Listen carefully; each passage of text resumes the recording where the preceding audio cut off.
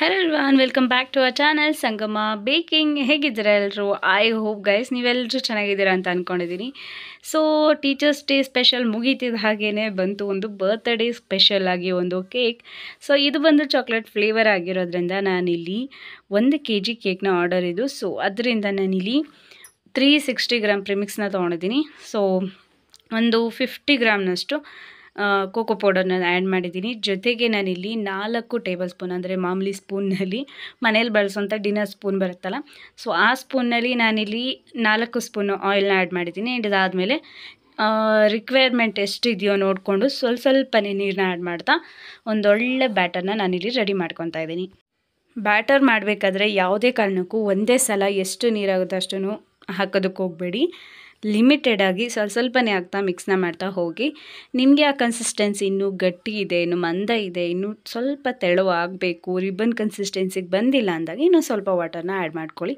So ಅದೇ ರೀತಿ ನಾನಿಲ್ಲಿ ಮಿಕ್ಸ್ ಮಾಡ್ತಿದ್ದೀನಿ. ಹಾಗೆ ನಾನು ತುಂಬ ವೀಡಿಯೋದಲ್ಲಿ ಹೇಳಿದ್ದೀನಿ ಕೂಡ, ಪ್ರಿಮಿಕ್ಸ್ನಲ್ಲಿ ನಾವು ಬಳಸೋದು ಆಯಿಲ್, ಫ್ಲೇವರ್, ಜೊತೆಗೆ ಅದಕ್ಕೆ ಬೇಕಾಗಿರುವಂಥ ಎಷ್ಟು ಕ್ವಾಂಟಿಟಿಲಿ ನೀರು ಬೇಕಾಗುತ್ತೋ ಅಷ್ಟು ನಾವು ನೀರನ್ನು ಮಾತ್ರ ಬಳಸ್ಕೊಬೇಕಾಗತ್ತೆ.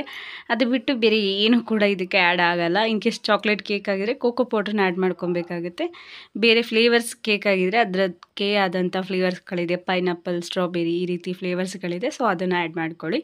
ಆ್ಯಂಡ್ ಚಾಕ್ಲೇಟ್ ಕೇಕಿಗೆ ಬಂದು ವೆನಿಲಾ ಎಸೆನ್ಸ್ ಕೂಡ ನಾವು ಆ್ಯಡ್ ಮಾಡ್ತೀವಿ. ಆ್ಯಡ್ ಮಾಡಲೇಬೇಕು ಅಂತಿಲ್ಲ, ಬಟ್ ಆ್ಯಡ್ ಮಾಡೋದ್ರಿಂದ ಒಂದೊಳ್ಳೆ ಫ್ಲೇವರ್ ಆ್ಯಂಡ್ ಟೇಸ್ಟ್ ಕೂಡ ಇರುತ್ತೆ ಅನ್ನೋದಕ್ಕೋಸ್ಕರ. ಹಾಗೆ ಚಾಕ್ಲೇಟ್ ಫ್ಲೇವರ್ಗಳು ಕೂಡ ಇದೆ. ಚಾಕ್ಲೇಟ್ಗೆ ನಾವು ಕೋಕೋ ಪೌಡರ್ನೇ ಬಳಸ್ತಾ ಇದ್ದೀವಿ ಅಂತ ಅಂದಮೇಲೆ ಚಾಕ್ಲೇಟ್ ಫ್ಲೇವರ್ ಹಾಕೋ ಅವಶ್ಯಕತೆ ಇರಲ್ಲ. ವೆನಿಲಾ ಎಸೆನ್ಸ್ನ ಬಳಸಿ, ಸೊ ಅದು ಟೇಸ್ಟ್ ತುಂಬಾ ಚೆನ್ನಾಗಿ ಬರುತ್ತೆ. ಆ್ಯಂಡ್ ಇವಾಗ ನೋಡ್ತಾ ಇದ್ದೀರಾ, ನನ್ನ ಒಂದು ಬ್ಯಾಟರ್ ಏನಿದೆ ಅದು ಸಂಪೂರ್ಣವಾಗಿ ರೆಡಿ ಇದೆ. ಅದನ್ನು ಒಂದು ಕೇಕ್ ಟಿನ್ಗೆ ಟ್ರಾನ್ಸ್ಫರ್ ಮಾಡ್ಕೊಂಡು ನೀಟಾಗಿ ಟ್ಯಾಪ್ನ ಮಾಡಿದ್ದೀನಿ. ಇದು ಬಂದು 1 kg ಕೇಕ್ನ ಆರ್ಡರ್ ಆಗಿತ್ತು. ಆ್ಯಂಡ್ ಕಂಟಿನ್ಯೂಸ್ ಆಗಿ ನನ್ನ ಒಂದು ಆರ್ಡರ್ಸ್ಗಳು ಏನಿದೆ ಅದು ನಡೀತಾ ಇತ್ತು. ಇದನ್ನು ನಾನು ಲಿಡ್ನ ಕ್ಲೋಸ್ ಮಾಡಿ 40 to 45 ಮಿನಿಟ್ಸ್ವರೆಗೆ ಬೇಕ್ನ ಮಾಡ್ಕೊಂಡಿದ್ದೀನಿ. ನೋಡ್ತಾ ಇರಲ್ಲ ಎಷ್ಟು ಚೆನ್ನಾಗಿ ಬಂದಿದೆ ಅಲ್ವಾ ಸ್ಪಾಂಜ್. ಆ್ಯಂಡ್ ನೋಡ್ತಾ ಇರ್ಬೋದು ಎಷ್ಟು ಸ್ಪಾಂಜಿ ಆಗಿದೆ, ಹಾಗೆ ಸ್ವಲ್ಪ ಕೂಡ ಹಳ್ಳ ಆಗಿಲ್ಲ, ಎಷ್ಟು ಡೋನಾಗಿ ಬಂದಿದೆ ಅಲ್ವಾ. ಸೊ ಇವಾಗ ಲೇಯರಿಂಗ್ನ ಮಾಡ್ಕೊಳ್ಳೋಂಥ ಸಮಯ. ಸೊ ಲೇಯರಿಂಗ್ನ ಮಾಡ್ಕೊಳ್ಳೋದಕ್ಕೆ ಇಲ್ಲಿ ಸ್ವಲ್ಪ ಒಂದು ಸೈಡಲ್ಲಿ ಜಾಸ್ತಿ ಉಬ್ಬಿದೆ, ಒಂದು ಸೈಡಲ್ಲಿ ಕಡಿಮೆ ಉಬ್ಬಿದೆ. ಅದಕ್ಕಾಗಿ ನಾನೇನು ಮಾಡಿದ್ದೀನಿ, ಸ್ವಲ್ಪ ದಿಬ್ಬ ಇರೋವಂಥ ಕಡೆ ಫಸ್ಟು ಲೇಯರ್ ಜಾಸ್ತಿ ಕಟ್ ಮಾಡಿದ್ದೀನಿ, ಹಾಗೆ ಒಂದು ಸೈಡ್ ಸ್ವಲ್ಪ ಕಡಿಮೆ ಕಟ್ ಮಾಡಿದ್ದೀನಿ. ಇದರಿಂದ ಈಕ್ವಲ್ ಆಗಲಿ ಅನ್ನೋದಕ್ಕೋಸ್ಕರ ಈಕ್ವಲಾಗಿ ಕಟ್ ಮಾಡ್ಕೊಳ್ಳಿ ಆಯಿತಾ. ಸೊ ಎಕ್ಸ್ಪ್ಲೇನೇಷನಲ್ಲಿ ನಾವು ಏನು ಹೇಳ್ತೀವಿ ಅನ್ನೋದಕ್ಕಿಂತ ನೀವು ಹೇಗೆ ಅರ್ಥ ಮಾಡ್ಕೋತೀರಿ ಅನ್ನೋದು ಕೂಡ ತುಂಬ ಇಂಪಾರ್ಟೆಂಟ್ ಆಗುತ್ತೆ. ಆ್ಯಂಡ್ ಈ ಒಂದು ಪ್ರೀವಿಯಸ್ ವಿಡಿಯೋಲಿ ತುಂಬ ಜನ ಕಮೆಂಟಲ್ಲಿ ತುಂಬ ಜನ ಕಾಮೆಂಟ್ ಮಾಡಿದ್ರಿ, ಒಳ್ಳೆ ಕಾಮೆಂಟ್ ಮಾಡಿದ್ರಿ, ಥ್ಯಾಂಕ್ ಯು ಸೋ ಮಚ್. ಹಾಗೆ ಒಬ್ಬರು ಕೇಳಿದ್ರಿ ನೇಮ್ ಬಂದು ಹೈದರ್ ಅಂತೇಳಿ. ಸೊ ಪ್ರೊನೌನ್ಸಿಯೇಷನ್ ಏನಾದ್ರು ಸರಿ ಇದೆಯಲ್ಲೋ ಗೊತ್ತಿಲ್ಲ, ಬಟ್ ಆ ಕಮೆಂಟಲ್ಲಿ ಏನು ನೇಮ್ ಇತ್ತು ಅದನ್ನು ಹೇಳ್ತಾ ಇದ್ದೀನಿ. ಸೊ ಅವರು ಕಮೆಂಟಲ್ಲಿ ತಿಳಿಸಿದ್ರಿ, ನೀವು ಏನು ವಸ್ತುಗಳು ಬಳಸ್ತೀರಾ ಅದರದ್ದೇನಿದೆ ಡೀಟೇಲ್ಸ್ ನೀವು ಡಿಸ್ಕ್ರಿಪ್ಷನ್ನಲ್ಲಿ ಹಾಕಿ ಅಂತೇಳಿ. ಸೊ ಖಂಡಿತ ಈ ಒಂದು ವಿಡಿಯೋದಲ್ಲಿ ನಾನು ನಿಮಗೆ ಈ ಒಂದು ವಿಡಿಯೋ ಏನು ಪ್ಲೇ ಆಗ್ತಿದೆ ಅದರ ಕೆಳಗಡೆ ಡಿಸ್ಕ್ರಿಪ್ಷನ್ ಬಾಕ್ಸ್ ಇದೆ. ಸೊ ಆ ಬಾಕ್ಸ್ನಲ್ಲಿ ನಾನು ಸಂಪೂರ್ಣ ಡೀಟೇಲ್ ಅಂದರೆ ಒಂದು ಕೇಕ್ನ ಮಾಡೋದಕ್ಕೆ ಏನೇನು ಇಂಗ್ರೀಡಿಯೆಂಟ್ ಬೇಕಾಗ್ಬೋದು ಅನ್ನೋದ್ರ ಬಗ್ಗೆ ನಾನು ನಿಮಗೆ ಡೀಟೇಲಾಗಿ ಹಾಗೆ ಮೆಜರ್ಮೆಂಟ್ ಜೊತೆಗೆ ಡಿಸ್ಕ್ರಿಪ್ಷನ್ ಬಾಕ್ಸ್ನಲ್ಲಿ ನಾನು ಆ್ಯಡ್ ಮಾಡ್ತೀನಿ. ಸೊ ಮಿಸ್ ಮಾಡದೆ ನೀವೇನಾದ್ರು ಹೊಸಬ್ರಾಗಿದ್ದರೆ ನೋಡಿ, ಹಳಬ್ರಾಗಿದ್ದರೂ ಪರವಾಗಿಲ್ಲ, ನೀವು ಇನ್ನೊಂದು ಸಲ ಚೆಕ್ಔಟ್ನ ಮಾಡ್ಕೊಳ್ಳಿ. ಇದರಿಂದ ನಿಮಗೆ ಬೇಕಿಂಗ್ ಮಾಡೋದಕ್ಕೆ ಸ್ವಲ್ಪ ಹೆಲ್ಪ್ ಆಗುತ್ತೆ. ಸೊ ಇವಾಗ ಚಾಕ್ಲೇಟ್ ಫ್ಲೇವರ್ ಆಗಿರೋದ್ರಿಂದ ನಾನಿಲ್ಲಿ ಫಸ್ಟಿಗೆ ಶುಗರ್ ಸಿರಪ್ನ ಆ್ಯಡ್ ಮಾಡಿದ್ದೀನಿ. ಶುಗರ್ ಸಿರಪ್ ಬಂದು ಚಾಕ್ಲೇಟ್ ಗನಾಶ್ ಮತ್ತು ಒಂದು ಡ್ರಾಪ್ ವೆನಿಲಾ ಎಸೆನ್ಸ್ ಜೊತೆಗೆ ಸಕ್ಕರೆ ಪಾಕ ಇದಷ್ಟನ್ನು ಮಿಕ್ಸ್ನ ಮಾಡಿ ಚಾಕ್ಲೇಟ್ದು ಶುಗರ್ ಸಿರಪ್ನ ರೆಡಿ ಮಾಡ್ಕೊಂಡಿದ್ದೀನಿ. ಅದನ್ನು ನನ್ನ ಒಂದು ಫಸ್ಟ್ ಲೇಯರ್ಗೆ ನಾನು ಆಲ್ರೆಡಿ ಹಾಕಾಗಿದೆ. ಅದು ಚೆನ್ನಾಗಿ ಸೋಕ್ ಆಗಬೇಕು, ಅಂದರೆ ನೀಟಾಗಿ ಹೀರ್ಕೊಬೇಕು. ಹಾಗಂತ ಮುದ್ದೆ ಥರ ಮಾಡೋದಕ್ಕೆ ಹೋಗಬೇಡಿ, ಸ್ವಲ್ಪ ಲಿಮಿಟ್ ಇದೆ. ಸೊ ಆ ರೀತಿ ಮಾಡ್ಕೊಳ್ಳಿ. ಈ ರೀತಿ ಶುಗರ್ ಸಿರಪ್ ಬಳಸೋದ್ರಿಂದ ಒಂದೊಳ್ಳೆ ಟೇಸ್ಟ್ ಕೂಡ ಬರುತ್ತೆ, ಜೊತೆಗೆ ಸಾಫ್ಟಾಗೂ ಕೂಡ ಇರುತ್ತೆ ಅನ್ನೋದಕ್ಕೋಸ್ಕರ. ಆ್ಯಂಡ್ ಇವಾಗ ಇನ್ನೊಂದು ಲೇಯರ್ ಇಟ್ಟು ನೀಟಾಗಿ ಇವನ್ ಮಾಡ್ಕೊಂಡಿದ್ದೀನಿ. ಜೊತೆಗೆ ಸ್ವಲ್ಪ ಸೈಡ್ಸ್ನಲ್ಲಿ ಕ್ರೀಮ್ನ ಅಪ್ಲೈ ಮಾಡ್ತಾ ಒಂದು ಸ್ವಲ್ಪ ತಕ್ಕ ಮಟ್ಟಿಗೆ ನಾನು ಕ್ರಮ್ ಕೋಟ್ ಥರ ಮಾಡ್ಕೊಂಡಿದ್ದೀನಿ. ಸೊ ದಟ್ ನನಗೆ ಫಸ್ಟ್ ಕ್ರಮ್ ಕೋಟ್ ಮಾಡಬೇಕಾದ್ರೆ ಯಾವುದೇ ರೀತಿ ಪ್ರಾಬ್ಲಮ್ ಆಗದಿರಲಿ ಅಂತ ಹೇಳಿ. ಚಾಕ್ಲೇಟ್ ಕೇಕ್ ಆಗಿರೋದ್ರಿಂದ ಕ್ರಮ್ ಕೋಟ್ ತುಂಬಾ ಇಂಪಾರ್ಟೆಂಟ್ ಆಗುತ್ತೆ. ಯಾಕೆ ಅಂದರೆ ಕ್ರಮ್ಸ್ಗಳು ಜಾಸ್ತಿ ಬರುತ್ತೆ, ಸೊ ಅದಕ್ಕೋಸ್ಕರ. ಸೊ ಇದು ಕೂಡ ಒಂದು ಅರ್ಜೆಂಟ್ ಕೇಕ್ನ ಆರ್ಡರ್ ಆಗಿತ್ತು. ಆ್ಯಂಡ್ ಇಲ್ಲಿ ಒಂದು ಸ್ಪೆಷಲ್ ಡಿಸೈನ್ ಕೂಡ ಇದೆ, ಅದು ಹೇಗೆ ಅಂತ ತೋರಿಸೋಣ ಹೋಗ್ತಾ. ಫಸ್ಟಿಗೆ ನಾವಿಲ್ಲಿ ಕ್ರಮ್ ಕೋಟ್ನ ಮಾಡೋಣ. ಫಸ್ಟಿಗೆ ನಾನು ಟಾಪ್ನಲ್ಲಿ ಕ್ರೀಮ್ನ ಅಪ್ಲೈ ಮಾಡ್ಕೊತಾ ಇದ್ದೀನಿ. ಸೊ ಕ್ರೀಮ್ ಇಲ್ಲಿ ಲಿಮಿಟೆಡ್ ಬಳಸ್ತೀವಿ, ಬಿಕಾಸ್ ನಮ್ಗೆ ಜಸ್ಟ್ ಇಲ್ಲಿ ಗ್ಯಾಪ್ಸ್ಗಳೇನಿದೆ ಅದು ಫಿಲ್ ಆಗಬೇಕು, ಹಾಗೆ ಇವನ್ನಾಗಿ ನಮಗೆ ಒಂದು ಬೇಸ್ ಏನಿದೆ ಅದು ಸಿಗಬೇಕು. ಸೊ ಅದಕ್ಕೋಸ್ಕರ ನಾವಿಲ್ಲಿ ಕ್ರಮ್ ಕೋಟ್ನ ಮಾಡ್ಕೊತೀವಿ. ಸೊ ಅದರಿಂದ ಹೆವಿ ಕ್ರೀಮ್ನ ಬಳಸೋದ್ರಿಂದ ಒಂದು ನೀವು ಬೇಕು ಅಂದರೆ ತಕ್ಷಣ ಕೂಡ ಕ್ರೀಮ್ ಫಿನಿಶಿಂಗ್ ಕೊಡ್ಬೋದು. ಬಟ್ ಇಲ್ಲಿ ಪ್ರಾಬ್ಲಮ್ ಏನಾಗುತ್ತೆ ಅಂದರೆ ನಮ್ಮ ಒಂದು ಫಿನಿಶಿಂಗ್ ಕೊಡಬೇಕಾದ್ರೆ ಆವಾಗ ತಾನೇ ಲೇಯರ್ನ ಕಟ್ ಮಾಡಿರ್ತೀವಿ, ಅದೇನು ನೀಟಾಗಿ ಸೆಟ್ ಆಗಿರಲ್ಲ. ಸೊ ಆ ಕ್ರಮ್ಸ್ಗಳೇನಿದೆ ಡೈರೆಕ್ಟ್ ಕ್ರೀಮ್ಗೆ ಟಚ್ ಆಗುತ್ತೆ. ಸೊ ಇದರಿಂದ ನಮ್ಮ ಒಂದು ಹೊರಭಾಗ ಅಂದರೆ ಕ್ರೀಮ್ ಅಪ್ಲೈ ಮಾಡಿರ್ತೀವಿ, ಸೊ ಅದೆಲ್ಲ ತುಂಬ ವಿಚಿತ್ರವಾಗಿ ಕಾಣೋದಕ್ಕೆ ಸ್ಟಾರ್ಟ್ ಆಗುತ್ತೆ. ಬಿಕಾಸ್ ಅಲ್ಲಲ್ಲಿ ಕೇಕ್ದು ಕ್ರಮ್ಸ್ಗಳು ಕಾಣ್ತಾ ಇರುತ್ತೆ. ಸೊ ಆವಾಗ ಅಷ್ಟು ಲುಕ್ ಕೂಡ ಇರಲ್ಲ, ಜೊತೆಗೆ ನೀಟ್ನೆಸ್ ಕೂಡ ಇರಲ್ಲ. ಸೊ ಅದಕ್ಕೋಸ್ಕರ ಫಸ್ಟ್ ಈ ರೀತಿ ಕ್ರಮ್ ಕೋಟ್ ಮಾಡ್ಕೊಳ್ಳೋದ್ರಿಂದ ಆ್ಯಂಡ್ ಅದಾದಮೇಲೆ ಫೈನಲ್ ಫಿನಿಶಿಂಗ್ ಕೊಡೋದ್ರಿಂದ ಕ್ರಮ್ ಕೋಟ್ ಮಾಡ್ತಿದ್ದ ಹಾಗೇ ಒಂದು 10 ನಿಮಿಷ ಆದರೂ, ಅಟ್ಲೀಸ್ಟ್ ಒಂದು 10 ನಿಮಿಷ ಆದರೂ ನಾವು ಫ್ರಿಜ್ಜಲ್ಲಿ ಇಟ್ಟೇ ಇಡ್ತೀವಿ. ಸೊ ಇದರಿಂದ ಏನಾಗುತ್ತೆ, ಆ ಒಂದು ಬೇಸ್ ಏನಿದೆ ಅದು ಪೂರ ನೀಟಾಗಿ, ಇದರಿಂದ ನಿಮಗೆ ಫೈನಲ್ ಫಿನಿಶಿಂಗ್ ಕೂಡ ಪ್ರಾಬ್ಲಮ್ ಆಗಲ್ಲ, ಜೊತೆಗೆ ಎಕ್ಸ್ಟ್ರಾ ಕ್ರಮ್ಸ್ಗಳು ಕೂಡ ನಿಮ್ಮ ಒಂದು ಫೈನಲ್ ಫಿನಿಶಿಂಗ್ ಕ್ರೀಮ್ನಲ್ಲಿ ಮಿಕ್ಸಪ್ ಆಗಲ್ಲ. ಸೊ ಇದರಿಂದ ಲುಕ್ ಕೂಡ ತುಂಬ ಚೆನ್ನಾಗಿ ಬರುತ್ತೆ. ಹಾಗೆ ನಮಗೆ ಮಾಡಬೇಕಾದ್ರೂ ಕೂಡ ಥರ ಕಿಚಿ ಅಂತ ಅನಿಸಲ್ಲ, ಇರಿಟೇಟ್ ಆಗಲ್ಲ. ಸೊ ಅದಕ್ಕೋಸ್ಕರ ಕ್ರಮ್ ಕೋಟ್ ತುಂಬ ಇಂಪಾರ್ಟೆಂಟ್. ಆ್ಯಂಡ್ ಕೆಲವೊಂದು ಸಲ ನಾನು ಡೈರೆಕ್ಟಾಗಿ ಕ್ರೀಮ್ನ ಅಪ್ಲೈ ಮಾಡಿದ್ದೀನಿ. ಕೆಲವೊಂದು ಸಲ ಏನಾಗುತ್ತೆ ಅಂದರೆ ಕ್ರೀಮ್ ಸ್ಟಿಫ್ ಇದ್ದಾಗ, ಹಾಗೆ ಸ್ಪಾಂಜಲ್ಲಿ ನಮಗೆ ಕ್ರಮ್ಸ್ಗಳು ಜಾಸ್ತಿ ಬರ್ತಿಲ್ಲ ಅಂತ ಅಂದಾಗ ನಮಗೆ ಏನು ಪ್ರಾಬ್ಲಮ್ ಆಗಲ್ಲ. ಆ ಟೈಮ್ನಲ್ಲಿ ನಾವು ನೋಡ್ಕೊತೀವಿ. ಸೊ ಆವಾಗ ಅರ್ಜೆನ್ಸಿನಲ್ಲಿ ನಾನು ಕ್ರೀಮ್ನ ಬೇಗ ಫಟಾಫಟ್ನ ಹಾಕ್ಬಿಟ್ಟು ಫಿನಿಶಿಂಗ್ ಮಾಡಿಬಿಡ್ತೀನಿ.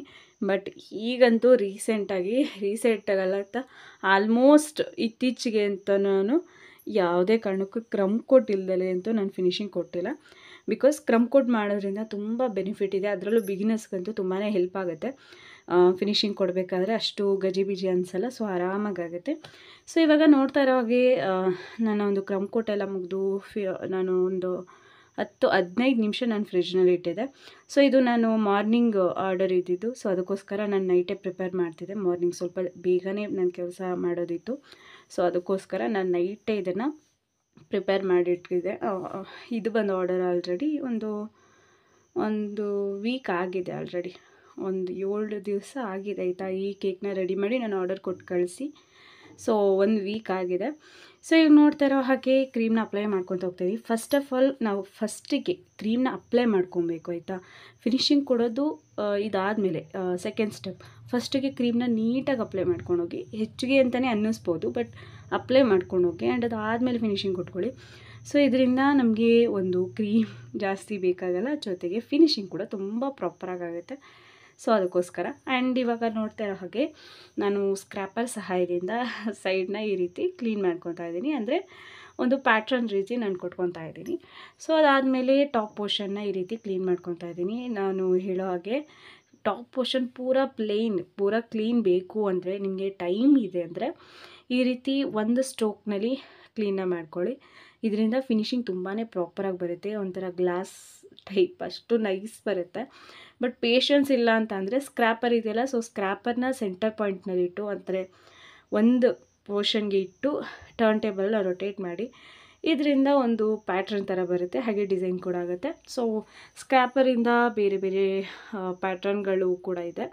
ಸೊ ನಾನು ತುಂಬ ವಿಡಿಯೋಗಳಲ್ಲಿ ಎಲ್ಲ ಥರ ತಿಳಿಸ್ಕೊಟ್ಟಿದ್ದೀನಿ ಆಲ್ರೆಡಿ. ಸೊ ನಿಮ್ಗೆ ಏನಾದರೂ ತಿಳ್ಕೊಬೇಕು ಅಂತಿದ್ರೆ ಖಂಡಿತ ನೀವು ನನ್ನ ಒಂದು ಕಮೆಂಟ್ ಸೆಕ್ಷನಲ್ಲಿದೆ. ಸೊ ಆ ಕಮೆಂಟ್ ಸೆಕ್ಷನಲ್ಲಿ ನನಗೆ ಕೇಳ್ಬೋದು. ನಿಮಗೆ ಯಾವುದೇ ರೀತಿ ಕ್ವೆಶನ್ಸ್ಗಳಿದ್ರು ಕೂಡ ಕೇಳ್ಬೋದು ಆಯಿತಾ. ಸೊ ಇವಾಗ ನೀವು ನೋಡ್ತಾ ಇರೋ ಹಾಗೆ ಫಿನಿಶಿಂಗ್ ಆಲ್ಮೋಸ್ಟ್ ಡನ್ ಆಗಿದೆ. ಇವಾಗ ನಾನು ಫಸ್ಟೇ ಚಾಕ್ಲೇಟ್ ಗನಾಶ್ನ ರೆಡಿ ಮಾಡ್ಕೊಂಡಿದ್ದೆ. ಸೊ ಚಾಕ್ಲೇಟ್ ಗನಾಶ್ನಲ್ಲಿ ಫಸ್ಟು ನಾನಿಲ್ಲಿ ವಿಶಸ್ನ ಬರ್ಕೊತಾ ಇದ್ದೀನಿ, ಹ್ಯಾಪಿ ಬರ್ತ್ಡೇ ಅಂತ ಹೇಳಿ. ಸೊ ಬರ್ತ್ಡೇ ಕೇಕ್ ಬಂದು ಒಂದು ಹುಡುಗಿಗೆ ಮಾಡಿರೋದು. ಸೊ ಇಲ್ಲಿ ನಾನು ವಿಶಸ್ ಬಂದು ಹ್ಯಾಪಿ ಬರ್ತ್ಡೇ ಶ್ರೀಶಾ ಅಂತ ಹೇಳಿ ಬರಿತಾ ಇದ್ದೀನಿ. ಸೊ ಹುಡುಗಿ ನೇಮ್ ಬಂದು ಶ್ರೀಶಾ ಅಂತೇಳಿ ಫಸ್ಟಿಗೆ ನಾನು ವಿಶಸ್ ಏನಿದೆ ಅದನ್ನು ಬರಿತಾ ಇದ್ದೀನಿ. ಸೊ ವಾಯ್ಸ್ ಓವರಲ್ಲಿ ಮಧ್ಯದಲ್ಲಿ ಯಾವುದೇ ರೀತಿ ಡಿಸ್ಟರ್ಬ್ ಆಗಿದ್ದರೂ ದಯವಿಟ್ಟು ಕ್ಷಮಿಸಿ. ಬಿಕಾಸ್ ನಾನು ಈ ವಿಡಿಯೋ ವಾಯ್ಸ್ ಓವರ್ ಮಾಡೋದಕ್ಕೆ ಆಲ್ಮೋಸ್ಟ್ ಒಂದು 5-6 ಜಾಗನಾದರೂ ಬದಲಾಯಿಸಿದ್ದೀನಿ. ಇದಕ್ಕೆಲ್ಲ ಕಾರಣ ನನ್ನ ಒಬ್ಬ ಸುಪುತ್ರ, ನನ್ನ ಮಗ. ಸೊ ಹಿಂದೆ ಬಿದ್ದುಬಿಟ್ಟಿದ್ದಾನೆ ವಾಯ್ಸ್ ಓವರ್ ಮಾಡಬೇಕಾದ್ರೆ. ತುಂಬ ದಿನ ಆಗೋಗಿತ್ತು ಅವನು ಈ ರೀತಿ ಟಾರ್ಚರ್ ಕೊಟ್ಟು, ಬಟ್ ಈಗ ತುಂಬ ಟಾರ್ಚರ್ ಕೊಡ್ತಾ ಇದ್ದಾನೆ. ಸೊ ಈ ವಿಡಿಯೋ ವಾಯ್ಸ್ ಓವರ್ ಮಾಡ್ಬೇಕಾದ್ರೆ ನಾನು ಹಿಂದೆನೇ ಬಿದ್ದುಬಿಟ್ಟಿದ್ದ. ಸೊ ಲಾಸ್ಟ್ ಫೈನಲಾಗಿ ಒಂದು ಜಾಗಕ್ಕೆ ಬಂದು ಕೂತಿದ್ದೀನಿ ಸೊ ದಟ್ ಪ್ರಾಪರಾಗಿ ವಾಯ್ಸ್ ಓವರ್ ಮಾಡೋಣ ಅಂಥೇಳಿ. ಇದಕ್ಕಿಂತ ಮುಂಚೆ ಯಾವುದೇ ರೀತಿ ಡಿಸ್ಟರ್ಬೆನ್ಸ್ ಬಂದಿದ್ರು ದಯವಿಟ್ಟು ಕ್ಷಮಿಸ್ಬಿಡಿ. ಸೊ ಏನೂ ಮಾಡೋಕ್ಕಾಗಲ್ಲ. ಈ ರೀತಿ ಪ್ರಾಬ್ಲಮ್ ಆಗೋದ್ರಿಂದನೇ ನಾನು ಸರಿಯಾಗಿ ವೀಡಿಯೋಸ್ಗಳನ್ನ ಹಾಕೋದಕ್ಕಾಗ್ತಾ ಇರಲಿಲ್ಲ. ಈಗ ಅದು ಏನಾರು ಆಗಲಿ ನಾನು ವೀಡಿಯೋಸ್ನ ಹಾಕ್ತೀನಿ ಅಂತ ಡಿಸೈಡ್ ಆಗಿಬಿಟ್ಟಿದ್ದೀನಿ. ಸೊ ಅದರಿಂದ ಸ್ವಲ್ಪ ಅವನಿಂದ ಕದ್ದು ಮುಚ್ಚಿ ಅವನ್ನ ಆ ಕಡೆ ಬಿಟ್ಟು ಈ ಕಡೆ ಬಿಟ್ಟು ಕದ್ದಾಡಿ ಬಂದು ನಾನು ವಾಯ್ಸ್ ಓವರ್ನ ಮಾಡ್ತಾಯಿದ್ದೀನಿ ಗಾಯ್ಸ್. ಸೊ ಪ್ಲೀಸ್ ಸಪೋರ್ಟ್ನ ಮಾಡಿ ಆಯಿತಾ. ಸೊ ನನಗೆ ಖುಷಿ ಇದೆ. ಸೊ ಅವನು ಆ ರೀತಿ ಟಾರ್ಚರ್ ಕೊಟ್ಟರು ನಂಗೆ ಅದೊಂಥರ ಖುಷಿ ಇದೆ ಆಯಿತಾ. ಸೊ ಇವಾಗ ನಾನು ಹೇಳಿದಾಗೆ ವಿಷಸ್ನ ನಾನು ಬರೆದಾಯಿತು ಆ್ಯಂಡ್ ಫೈನಲಾಗಿ ನಾನು ಇಲ್ಲಿ ಡ್ರಿಪ್ಪಿಂಗ್ನ ಮಾಡ್ಕೊತಾ ಇದ್ದೀನಿ. ಇಷ್ಟೇ ಡಿಸೈನಾ ಅಲ್ಲ, ಇನ್ನೂ ಇದೆ ಆ್ಯಂಡ್ ತುಂಬ ಸಿಂಪಲ್ ಇದೆ ಆ್ಯಂಡ್ ತುಂಬ ಒಂದು ಮನೇಲಿ ಸಿಗೋ ವಸ್ತುನೆಲ್ಲ ಮಾಡಿದ್ವಿ. ಇದೇನಲ್ಲ ಒಂದು ದೊಡ್ಡದಾಗಿ ಕಂಡುಹಿಡ್ದಿದ್ದೀನಿ ಅಂತ ಏನಲ್ಲ, ಬಟ್ ಒಂದು ಸಿಂಪಲ್ಲಾಗಿ ಡಿಸೈನ್ ಇದೆ. ಇದನ್ನು ಯಾವ್ಯಾವುದರಿಂದ ಮಾಡ್ಬೋದು ಅಂತ ಹೇಳ್ತೀನಿ. ಫಸ್ಟಿಗೆ ನಾನಿಲ್ಲಿ ಗಣೇಶ ಏನಿದೆ ಅದನ್ನು ಸ್ವಲ್ಪ ಮಂದಕ್ಕೆ ನಾನಿಲ್ಲಿ ಏನಂತಾರೆ ಲೈನ್ ಮಾಡ್ಕೊತಾ ಇದ್ದೀನಿ. ಸೊ ದಟ್ ನಂಗೆ ಸ್ವಲ್ಪ ಎದ್ದು ಕಾಣಲಿ ಅಂತೇಳಿ. ಇನ್ನೂ ಬೇರೆ ಬೇರೆ ಥರ ಡಿಸೈನ್ ಮಾಡ್ಬೋದು, ಬಟ್ ನಾನಿಲ್ಲಿ ತುಂಬ ಸಿಂಪಲ್ಲಾಗಿ ಆ್ಯಂಡ್ ಕ್ಯೂಟಾಗಿರಲಿ ಅಂತ ಈ ರೀತಿ ಮಾಡ್ತಾಯಿದ್ದೀನಿ. ಸೊ ಫಸ್ಟೇ ವಿಷಸ್ ಬರ್ಕೊಂಡಿರೋದ್ರಿಂದ ಹ್ಯಾಂಡ್ ರೈಟಿಂಗ್ ಯಾವುದೇ ರೀತಿ ಪ್ರಾಬ್ಲಮ್ ಆಗೋಲ್ಲ. ಸೊ ದಟ್ ಏಕೆ ಅಂದರೆ ಇವಾಗ ಏನಾಗುತ್ತೆ, ಹ್ಯಾಂಡ್ ರೈಟಿಂಗ್ ಪ್ರಾಬ್ಲಮ್ ಆಗೇ ಆಗುತ್ತೆ ನಾವು ಡೆಕೋರೇಷನ್ ಎಲ್ಲ ಮಾಡಿ ಮಧ್ಯದಲ್ಲಿ ಬರೆದ್ರೆ. ಸೊ ಇವಾಗ ಇಲ್ಲಿ ನೋಡ್ತಾ ಇದ್ರಲ್ಲ, ನಾನೊಂದು ಸೇಫ್ಟಿ ಪಿನ್ನ ತೊಗೊಂಡಿದ್ದೀನಿ. ಸೊ ಸೇಫ್ಟಿ ಪಿನ್ನ ಸಹಾಯದಿಂದ ಈ ಒಂದು ಡೆಕೋರೇಷನ್ನ ಮಾಡ್ತಾಯಿದ್ದೀನಿ. ನಿಮ್ಮ ಹತ್ರ ಒಂದು ಏನಿದೆ ಟೂತ್ಪಿಕ್ ಇದ್ದರೂ ಕೂಡ ಟೂತ್ಪಿಕ್ ಸಹಾಯದಿಂದನೂ ಕೂಡ ಈ ರೀತಿ ಒಂದು ಡಿಸೈನ್ನ ಮಾಡ್ಬೋದು. ಜಸ್ಟ್ ಏನಿಲ್ಲ, ಒಂದು ಸ್ಟ್ರೋಕ್ ರೀತಿ ಮಾಡ್ಕೊತಾ ಹೋದರೆ ಸಾಕು. ಒಂದು ಹೊಸ ರೀತಿ ಒಂದು ಸಿಂಪಲ್ ಆ್ಯಂಡ್ ಡಿಫ್ರೆಂಟ್ ಆಗಿರೋಂಥ ಒಂದು ಪ್ಯಾಟ್ರನ್ನ ನೀವು ಕ್ರಿಯೇಟ್ ಮಾಡ್ಬೋದು. ಇದನ್ನು ತುಂಬ ಥರ ಯೂಸ್ ಮಾಡ್ಬೋದು. ಅಂದರೆ ಟೂತ್ಪಿಕ್ ಸಹಾಯದಿಂದ ನಾನು ಹೇಳಿದಾಗೆ ಈ ರೀತಿ ಸೇಫ್ಟಿ ಪಿನ್ ಇದ್ದರೆ ಅದರ ಸಹಾಯದಿಂದ ಕೂಡ ಮಾಡ್ಬೋದು. ಏನಾದ್ರು ಒಂದು ಶಾರ್ಪ್ ಆಗಿರೋಂಥದ್ದು ಯಾವ್ದಾದ್ರು ಸ್ಟಿಕ್ ಯಾವುದರ ಸಹಾಯದಿಂದ ಈ ರೀತಿ ಮಾಡ್ಕೊಂಡೋದ್ರೆ ಒಂದೊಳ್ಳೆ ಪ್ಯಾಟ್ರನ್ ಬರುತ್ತೆ. ಸೊ ಇದು ಬಂದು ಬಿಗಿನರ್ಸ್ಗೆ ತುಂಬ ಹೆಲ್ಪ್ ಆಗುತ್ತೆ. ಬಿಕಾಸ್ ಚಾಕ್ಲೇಟ್ ಗಣೇಶ ಅಂತಲ್ಲ, ನ್ಯೂಟ್ರಿಗ್ಲೇಸ್ನ ಬಳಸಿ ಕೂಡ ಒಂದೊಳ್ಳೆ ಡಿಫ್ರೆಂಟ್ ಆಗಿರೋಂಥ ಈ ಒಂದು ಪ್ಯಾಟ್ರನ್ನ ಮಾಡೋದ್ರಿಂದ ಆಲ್ಮೋಸ್ಟ್ ಬೇಕ್ರಿಗಳಲ್ಲಿ ಈ ರೀತಿ ಡಿಫ್ರೆಂಟ್ ಪ್ಯಾಟ್ರನ್ಗಳನ್ನ ಮಾಡ್ತಾ ಇರ್ತಾರೆ ಎಕ್ಸ್ಪರಿಮೆಂಟ್. ಸೊ ನಾನೊಂದು ಸಣ್ಣ ಎಕ್ಸ್ಪರಿಮೆಂಟ್ನ ಮಾಡಿದೆ, ಬಟ್ ಅದು ಕೂಡ ತಕ್ಕ ಮಟ್ಟಿಗೆ ಚೆನ್ನಾಗೇ ಬಂದಿದೆ. ನನಗೂ ಕೂಡ ತುಂಬಾ ಖುಷಿ ಆಯಿತು. ಸೊ ಇವಾಗ ಕೆಳಗಡೆ ನಾನು ಬಾರ್ಡರ್ ಏನಿದೆ ಅದಕ್ಕೆ ಡ್ರಾಪ್ನ ಇಟ್ಕೊಂಡು ಹೋಗ್ತಾ ಇದ್ದೀನಿ ಒಂದು ಸ್ಟಾರ್ ನೋಸಲ್ ಸಹಾಯದಿಂದ. ಸೊ ದಟ್ ಆ ಲುಕ್ ಏನಿದೆ ತುಂಬ ಚೆನ್ನಾಗಿ ಕಾಣುತ್ತೆ ಈ ರೀತಿ ಡ್ರಾಪ್ ಇಡೋದ್ರಿಂದ. ಆ್ಯಂಡ್ ಅದಾದಮೇಲೆ ಸ್ವಲ್ಪ ಇನ್ನೊಂಚೂರು ನಾನು ಡಿಫ್ರೆಂಟಾಗಿ ಕಾಣಬೇಕು ಅಂತ ಹೇಳಿ ಏನು ಸ್ಟ್ರೋಕ್ ಮಾಡಿದ್ದೀನಲ್ಲ ಅದರ ಮಧ್ಯದಲ್ಲಿ ಜಸ್ಟ್ ನಾನು ಏನು ಲೆಟರ್ಸ್ಗಳು ಬರೆದಿದ್ದೀನಿ, ಹ್ಯಾಪಿ ಬರ್ತ್ಡೇ ವಿಶಸ್ ಏನು ಬರೆದಿದ್ದೀನಿ ಆ ಒಂದು ಪ್ಯಾಟ್ರನ್ನ ಬಿಟ್ಟು ಒಳಭಾಗಕ್ಕಾದಂಗೆ ಈ ರೀತಿ ಡ್ರಾಪ್ನ ಇಟ್ಟು ಕವರ್ ಮಾಡ್ತಾಯಿದ್ದೀನಿ. ಇದರಿಂದ ಡಿಸೈನ್ ಕೂಡ ಆಗುತ್ತೆ, ಹಾಗೆ ನನಗೂ ಕೂಡ ಒಂದು ಸ್ಯಾಟಿಸ್ಫ್ಯಾಕ್ಷನ್ ಇರುತ್ತೆ, ಒಂದು ಹೊಸ ಥರ ಟ್ರೈ ಮಾಡಿದ್ದೀನಿ ಅಂತ ಹೇಳಿ. ಸೊ ನೋಡೋದಕ್ಕಂತೂ ಎದುರು ಬದ್ರಿಗೆ ತುಂಬಾ ಕ್ಯೂಟ್ ಆಗಿತ್ತು. ಸೊ ಫೈನಲ್ ಡೆಕೋರೇಷನ್ ಮುಗ್ದಿದೆ ಆ್ಯಂಡ್ ಈ ಒಂದು ಡಿಸೈನ್ ಹೇಗೆ ಅನ್ನಿಸ್ತು ಅನ್ನೋದನ್ನು ಕಮೆಂಟ್ ಸೆಕ್ಷನಲ್ಲಿ ತಿಳಿಸಿ. ಹಾಗೆ ಈ ಒಂದು ಹೊಸ ರೀತಿ ಪ್ಯಾಟ್ರನ್ ಡಿಸೈನ್ ಮಾಡಿದಂಥ ಈ ಒಂದು ವಿಡಿಯೋ ನಿಮ್ಗೆ ಇಷ್ಟ ಆಗಿರುತ್ತೆ ಅಂತ ಅಂದ್ಕೊಂಡಿದ್ದೀನಿ. ಸೊ ಇಷ್ಟ ಆಗಿದ್ರೆ ನಿಮಗೆ ಗೊತ್ತೇ ಇದೆ, ಇದಕ್ಕೆ ನಿಮ್ಮ ಒಂದು ಬ್ಯೂಟಿಫುಲ್ ಲೈಕ್ನ ಕೊಡಿ. ಹಾಗೆ ಯಾರಿಗೆಲ್ಲ ಬೇಕಿಂಗ್ ಬಗ್ಗೆ ತುಂಬ ಇಂಟ್ರೆಸ್ಟ್ ಇದೆಯೋ ಅಂಥವ್ರಿಗೆಲ್ಲ ಈ ಒಂದು ವೀಡಿಯೋಸ್ಗಳನ್ನ ಶೇರ್ ಮಾಡಿ, ಜೊತೆಗೆ ನನ್ನ ಚಾನಲ್ನ ರೆಕಮೆಂಡ್ ಮಾಡಿ. ಹಾಗೆ ಹೊಸದಾಗಿ ನನ್ನ ಚಾನಲ್ಗೆ ಭೇಟಿ ಕೊಟ್ಟಿದ್ರೆ ತಪ್ಪದೆ ನನ್ನ ಚಾನಲ್ನ ಸಬ್ಸ್ಕ್ರೈಬ್ ಮಾಡಿಕೊಂಡು ನನಗೆ ಸಪೋರ್ಟ್ನ ಮಾಡಿ ಅಂತ ಹೇಳ್ತಾ ಇವತ್ತಿನ ಈ ವಿಡಿಯೋಗೆ ಮುಗಿಸ್ತಾ ಇದ್ದೀನಿ. Thank you so much watching. Love you all. Bye. Keep supporting me.